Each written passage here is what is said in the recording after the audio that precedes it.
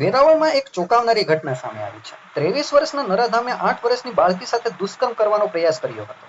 યુવક પાણી પીવાના બહાને બાળકીના ઘરમાં ઘૂસી અને શારીરિક અડપલા કર્યા હતા. પોલીસે આરોપીને ઝડપી પાડ્યો છે. અગાઉ પણ આવા ગુનામાં આરોપી પકડાયેલો હતો.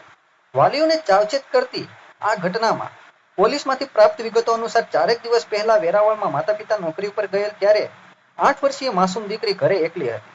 તે દરમિયાન સાંજે 7 વાગ્યે માતા ઘરે આવેલી ત્યારે દીકરી ગભરાયેલી હાલતમાં જોવા મળી અને દીકરીએ કીધું કે 6:30 વાગે કોઈ ભાઈ આવ્યો હતો જેણે દરવાજો ખખડાવી અને પાણી માંગ્યું હતું અને પાણી પીવાના બદલે મને શારીરિક અડપલા કર્યા હતા.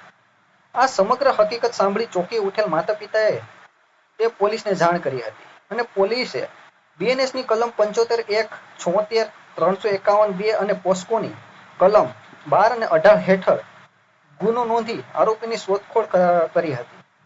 જેમાં ઘટના સ્થળની આસપાસ સીસીટીવીના ફૂટેજ તપાસતા આરોપી જોવા મળેલો હતો, જેના આધારે આરોપી આદિલ આયુબ ચૌહાણની ધરપકડ કરી અને ધોરણસરની કાર્યવાહી કરી છે.